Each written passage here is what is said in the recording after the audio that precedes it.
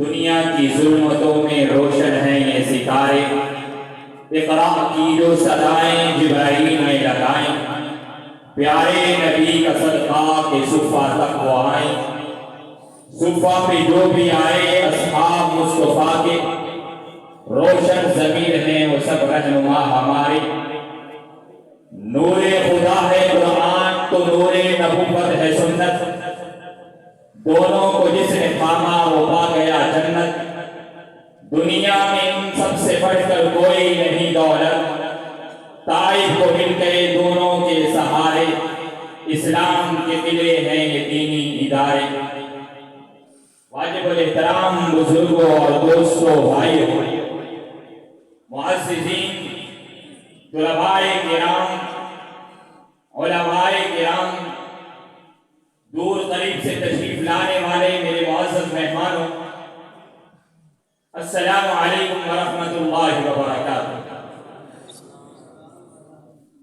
آپ اور میں جس جامعہ کے اندر جمع ہیں اللہ کی خوشنودی حاصل کرنے کے لیے، یہ کسی تعارف کا محتاج تو نہیں، لیکن پھر بھی آپ کے سامنے تعارف جو ہے جامعہ کا رکھنا ضروری سمجھتا ہوں،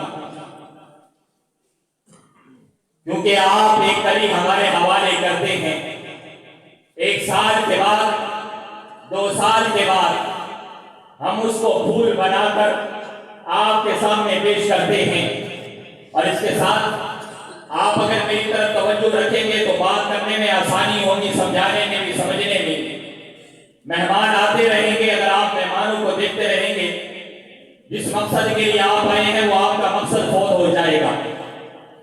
معززین، آپ ہمیں ایک پھول دیتے ہیں، ہم اس کی رکھوالی کرتے ہیں، جب وہ صحیح معنوں کے اندر تناور درخت بن جاتا ہے ہم آپ کے حوالے کر دیتے ہیں، اور اس کے ساتھ بر صغیر پاک و ہند کے مسلمانوں پر علماء کرام کا بہت بڑا احسان ہے۔ کیسا احسان ہے؟ آپ دنیا کے اندر جا کر دیکھیے، اس وقت دنیا پوری کائنات جو ہے پریشانی کے اندر مبتلا نظر آتی ہے، تسلسل کے اندر شکار نظر آتی ہے، بندہ پریشان ہے۔ یورپ کے اندر جا کر آپ دیکھیے، بچیاں ہیں، لڑکے ہیں، نوجوان ہیں، آکسفورڈ یونیورسٹی کے پڑھنے والے ہیں، دن بدن ان کی تعداد خودکشی کے حوالے سے بڑھتی چلی جا رہی ہے۔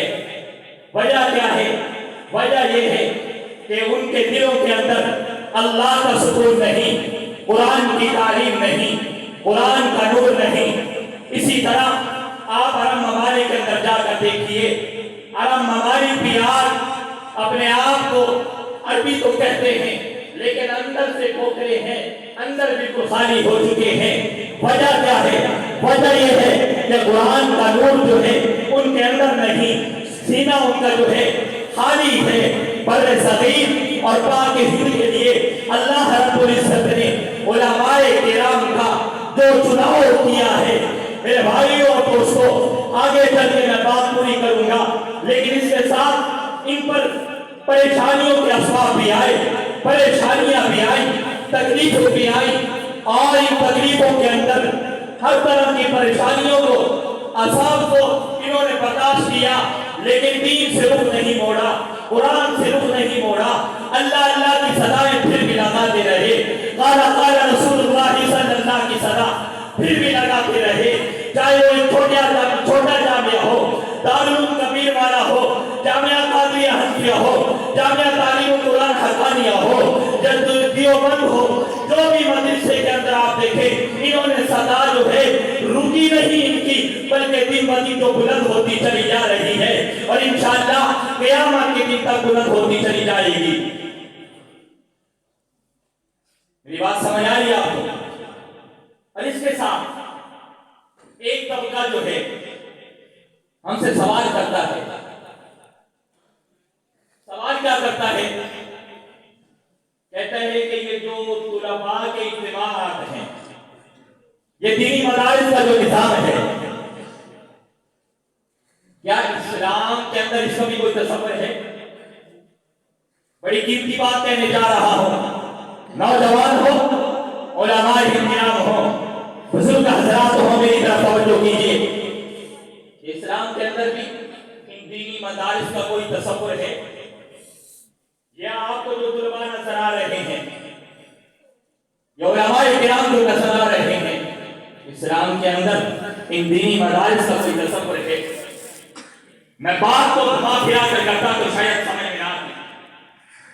اللہ کے قرآن کو پڑھتا ہوں، سورۃ بقرہ ہے، آیت نمبر 126 ہے۔ اللہ نے حضرت ابراہیم علیہ السلام کی دو دعاؤں کا ذکر فرمایا ہے۔ پہلی دعا فرمایا وَإِذْ قَالَ إِبْرَاهِيمُ رَبِّ اجْعَلْ هَٰذَا بَلَدًا آمِنًا وَارْزُقْ أَهْلَهُ مِنَ الثَّمَرَاتِ مَنْ آمَنَ مِنْهُم بِاللَّهِ وَالْيَوْمِ الْآخِرِ۔ اللہ رب العزت کے پیغمبر خلیل اللہ یہ دعا کرتے ہیں، اے اللہ اس شہر مکہ کو امن کا گہوارہ بھی بنا، اس کی معیشت کو بہترین بھی بنا، اور اس کے رہنے والوں کو امن بھی عطا فرما۔ گویا کہ مادیات کی دعا فرمائی۔ دوسری آیت جو میں نے آپ کے سامنے خطبے میں پڑھی، آیت نمبر 29 سورۃ بقرہ، فرمایا ربنا وبعث فیہم رسولا منہم یتلو علیہم آیاتک ویعلمہم الکتاب والحکمہ۔ بات سمجھ آ رہی ہے؟ اونچا بولے سبحان اللہ۔ اس میں اللہ رب العزت کے پیغمبر حضرت ابراہیم علیہ السلام نے ایک دعا فرمائی، اور اس دعا کے اندر 4 عوارض اللہ نے قرآن مجید کے اندر ذکر فرمائے۔ کتنے؟ 4۔ بات کو سمجھنا، میں تعلیم القرآن حقانیہ پر بات لا رہا ہوں۔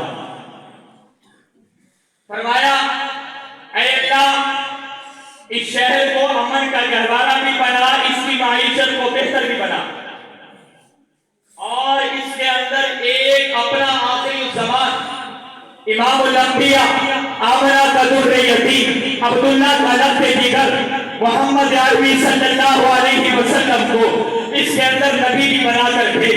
اللہ رب العزت نے حضرت ابراہیم علیہ السلام کی دعاؤں کا ذکر بھی فرمایا، قبول بھی فرمایا، اور 4 عوارض کو ذکر فرمایا۔ فرمایا وَيُعَلِّمُهُ آیَاتِکَ، پہلی آیات، پہلا عوارض یہ ہے کہ جو ان پر تیری آیات کو تلاوت کرے۔ پہلا عوارض کیا ہے؟ جو ان پر تیری آیات کو تلاوت کرے۔ ایک ہے خود پڑھنا، ایک ہے دوسرے کو پڑھانا۔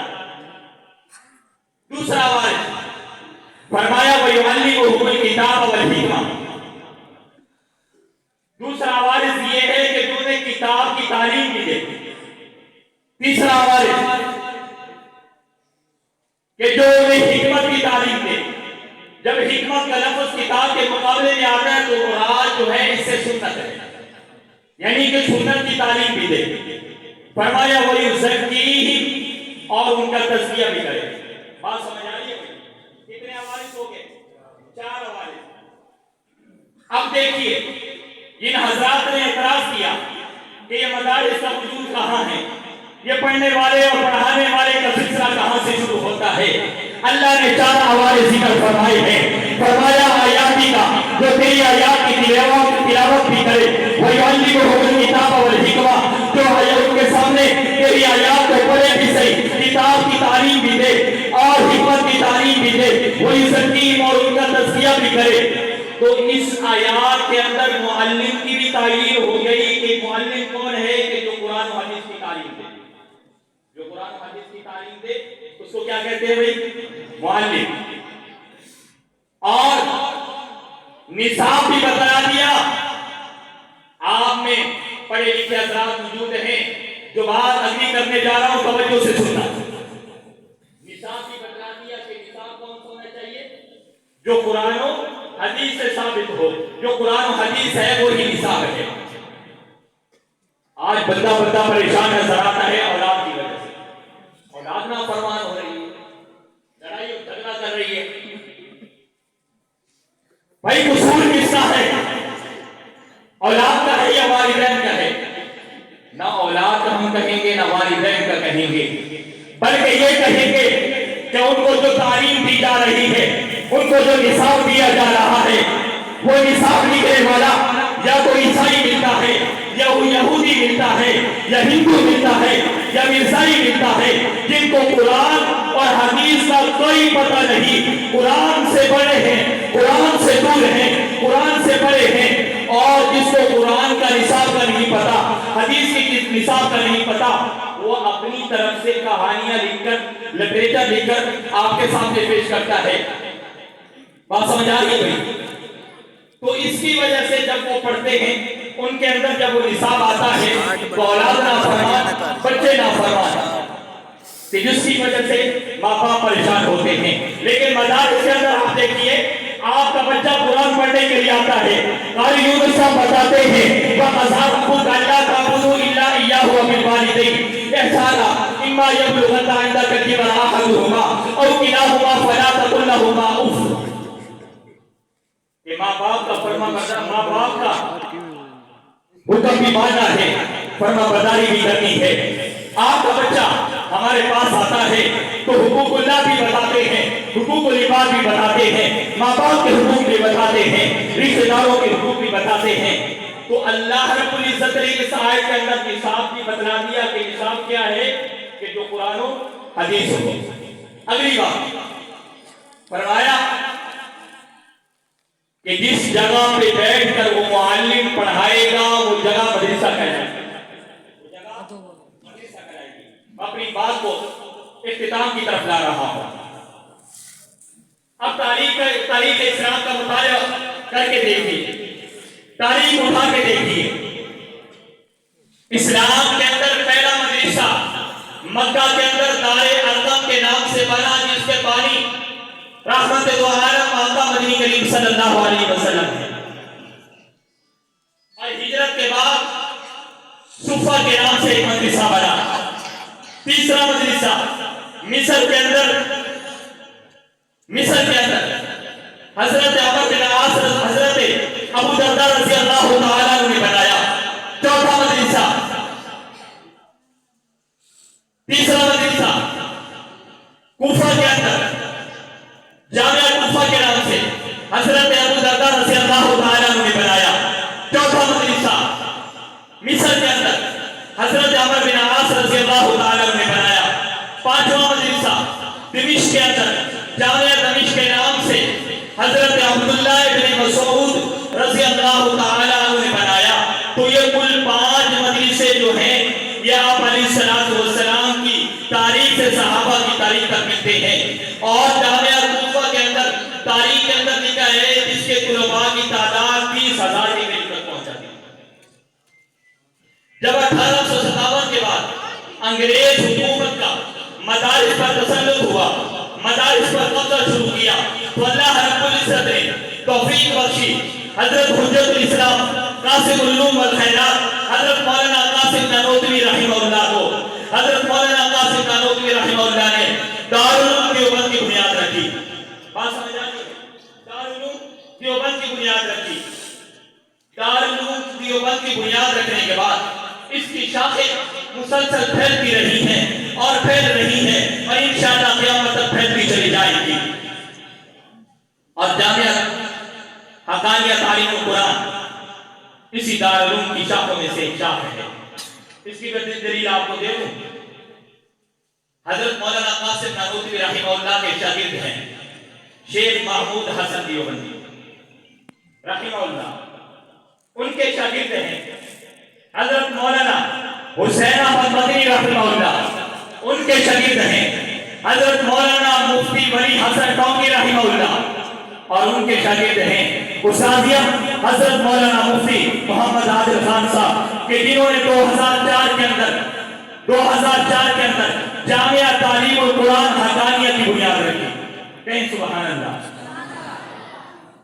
تو یہ گویا کہ وہ جو دارالعلوم دیوبند سے فیض آ رہا تھا محمود حسن کے دل کے اندر، محمود کے سینے سے لے کر حسین احمد مدنی کے سینے کے اندر، وہاں سے لے کر ولی حسن کے سینے کے اندر حضرت نے وہاں سے لیا، اور ہمارا حضور اکرم صلی اللہ علیہ وسلم کا جو نور تھا وہ ہم تک پہنچایا.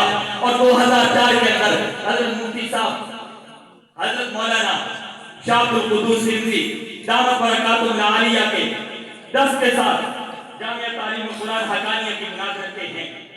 جب حالات ناسازگار تھے تب ایک کنال کا رقبہ تھا. کتنا؟ ایک کنال کا رقبہ تھا جامعہ تعلیم القرآن حقانیہ کا. اور اس صورت کے اندر یہ نظام چلتے چلتے 2012 تک پہنچا. اب اللہ رب العزت حضرت مفتی صاحب کی سیرت عمر میں برکت عطا فرمائے. ایک سوچ پیدا ہوتی ہے کہ جامعہ تعلیم القرآن حقانیہ کی کہ یہ سجدگاہ بھی ہونی چاہیے, ایک مسجد بھی ہونی چاہیے. اب مفتی صاحب جو خود بتا رہے تھے کہ جب ہم نے بنیاد رکھنے کا سوچا تو تب میری جیب کے اندر صرف 25,000 ہے. مسلمانوں دل پر ہاتھ رکھ کر بات توجہ سے سننا. حضرت مفتی صاحب کیا کہتے ہیں کہ میری جیب کے اندر صرف 25,000 تھے اور مسجد آپ دیکھ رہے ہیں. جب اتنی بڑی بنیاد لوگوں کے سامنے پیش ہوئی تو لوگوں نے اعتراضات بھی کیے, تبصرے بھی کیے کہ حضرت اتنی بڑی مسجد کا کیا کریں گے. لیکن دیکھتے ہی دیکھتے اللہ رب العزت نے اس مسجد کو 1200 افراد کی سجدگاہ بنا چھوڑی. سمجھ آ رہی ہے؟ مفتی صاحب کے گھر والوں کی طرف سے پیغام آیا کہ میں اللہ رب العزت کی رضا کے لیے, اللہ کی خوشنودی کے لیے اپنے قیمتی زیورات جو ہیں میرا اللہ کی خوشنودی کے لیے میں اللہ کے راہ میں وقف کر دیں. تو حضرت مفتی صاحب کے گھر والوں نے اپنے قیمتی زیورات جو ہیں وہ جامعہ مسجد الحقانیہ کے حوالے کر دیے. اور اس کے ساتھ چلتے چلتے جب یہ کارواں 2004 سے 2012 تک پہنچا تو یہ نظام چلتا رہا. مشکلات بھی آتی رہی, تکالیف بھی آتی رہی, لیکن مفتی صاحب نے آج تک کسی والدین سے گلہ اور شکوہ نہیں کیا. میری طرف توجہ کرے بھائی, کسی سے بھی کوئی گلہ شکوہ نہیں کیا. 4,000 5,000 گندم آٹا مل رہی ہے. آج تک مفتی صاحب کسی باپ کے دروازے پہ گئے ہیں کہ آپ کا بچہ ہمارے پاس پڑھ رہا ہے تو آپ ہمیں گندم دیں؟ نہیں. یہ نظام قدرت چلتا چلتا جب 2018 کے اندر پہنچا تو جامعہ کے اندر مختلف شعبات کی ضرورت تھی. تو الحمدللہ ثم الحمدللہ جامعہ تعلیم القرآن حقانیہ کے اندر درجہ اولا سے لے کر درجہ ثالثہ تک کا نصاب کا نظام جو ہے وہ بھی ساتھ رکھ دیا گیا. اور اس کے ساتھ دور حاضر کی ضرورت کے مطابق عصری تعلیم جامعہ تعلیم القرآن اس وقت آپ حضرات کو اور آپ کے بچوں کو مہیا کر رہا ہے. مڈل سے لے کر ایف اے تک 6 ماہر اساتذہ کرام کی زیر نگرانی کے اندر جو طلباء حفظ قرآن کریم کرنا چاہتے ہیں ان کے کرنے کے بعد حفظ کرنے کے بعد سکول پڑھنا چاہتے ہیں اور درجہ کتب کے اندر درس انسانی کے اندر داخلہ لینا چاہتے ہیں تو ان کو جامعہ جو ہے اپنی طرف سے اپنے محنت اور اپنے خرچے پر ان کو مڈل سے لے کر ایف اے تک اور بی اے تک کی جو ہے وہ تعلیم دے رہا ہے. میری بات سمجھ آ رہی ہے بھیا؟ اس کے ساتھ جامعہ کے تقریباً 5 شعبوں کے اندر 500 کے لگ بھگ جو ہے طلباء اور طالبات اللہ اور اس کے رسول فرمان نبی کو حاصل کر رہے ہیں اور اپنے سینے کے اندر محفوظ کر رہے ہیں. اس وقت جامعہ کے اندر جو رہائشی طلباء ہیں ان کی تعداد تقریباً 200 ہے. کتنی ہے بھائی؟ 200. اور درجہ حفظ کی جو تعداد ہے وہ 190 ہے. درجہ کتب کی تعداد جو ہے وہ 20 ہے. اور جامعہ کا سالانہ خرچ جو ہے وہ تقریباً یہ پچھلے سال کے بجٹ میں آپ کے سامنے پیش کر رہا ہوں. جامعہ کا تقریباً سالانہ خرچ جو ہے وہ 32 لاکھ روپے ہے اور سالانہ گندم تقریباً 450 من ہے. تو اس کے علاوہ جامعہ کی کوئی مستقبل آمدنی نہیں. آپ حضرات کے تعاون سے اور اللہ رب العزت کے فضل و کرم سے یہ نظام چل رہا ہے. یہاں پہ ایک بات جو ہے وہ ضروری کرنا سمجھتا ہوں کہ جامعہ اپنے علاقائی اعتبار سے ایک منفرد کردار ادا کر رہا ہے۔ میں بات کر رہا تھا کہ لوگوں نے تبصرے کیے کہ اتنی بڑی مسجد کی ضرورت کیا ہے جب یہاں پہ 4 کلاسیں لگی ہوئی ہوں۔ آپ حضرات اس وقت آ کر دیکھیں تو آپ کو علم ہوگا کہ اس تہ خانے کے اندر جس جگہ پہ آپ بیٹھے ہیں یہاں پہ ہمیں جگہ جو ہے وہ کم پڑ رہی ہے۔ جامعہ کے لیے دفتر کی بھی ضرورت ہے، مہمان خانے کی بھی ضرورت ہے، اور اس کے ساتھ جو طلباء درجہ کتب کے اندر آ رہے ہیں اور درجہ حفظ کے اندر ان کی رہائش کے لیے کمروں کی ضرورت ہے۔ بات سمجھ آ رہی ہے بھائی؟ تو یہ جگہ جو ہے یہ ابھی کم پڑ رہی ہے۔ ابھی ٹوٹل رقبہ جامعہ کا ہے وہ 4 کنال۔ مزید اللہ رب العزت اپنے غیب کے خزانے سے مدد فرمائیں گے تو انشاءاللہ یہ باقی کے جتنے اخراجات ہیں یا کام ہیں اللہ رب العزت غیب کے خزانے سے مدد فرما دیں گے۔ جامعہ کا یہ جو مقام ہے، یہ جو نام ہے، یہ جو آپ کعبے دیکھ رہے ہیں کس وجہ سے ہے؟ وجہ یہ ہے کہ اکثر اکابرین کی یہ نظر اس جامعہ پر رہتی ہے۔ کبھی تو میں دیکھتا ہوں مولانا مشرف علی تھانوی رحمہ اللہ کو جو آج جنت البقیع کے اندر مدفون ہیں، کبھی حضرت کے قدم یہاں پہ لگتے ہیں، تو کبھی مولانا نواز یار صاحب اور کبھی قاری احمد میاں تھانوی صاحب، تو کبھی مولانا ارشاد صاحب اور کبھی شاہ صاحب کے قدم جو ہیں وہ لگتے رہتے ہیں، جس کی وجہ سے اللہ رب العزت نے جامعہ کو 4 چاند لگا دیے۔ تو میرے بھائیوں اور دوستوں، آپ کے سامنے یہ تمام مدارس کا تعارف رکھنا اور جامعہ کا تعارف رکھنا مقصد یہ ہے، مقصود یہ ہے کہ آپ آئیں، ہماری کاوش کو دیکھیں، ہماری محنت کو دیکھیں کہ جو بچے آپ نے پچھلے سال ہمارے حوالے کیے تھے آج آپ کو ایک گلدستہ بنا کر آپ کے پیش کر رہے ہیں۔ تو آپ اپنے بچوں کو مزید بھی کوشش کریں گے نا بھائی جامعہ کے اندر داخلہ دلوانے کی، اور دعاؤں کا بھی سلسلہ جو ہے جامعہ کے ساتھ جاری اور ساری رکھیں۔ اللہ رب العزت سے دعا ہو کہ اللہ رب العزت آپ کا آنا بیٹھنا سننا سنانا اپنی بارگاہ کے اندر قبول و منظور فرمائے۔ وآخر دعوانا الحمدللہ رب العالمین۔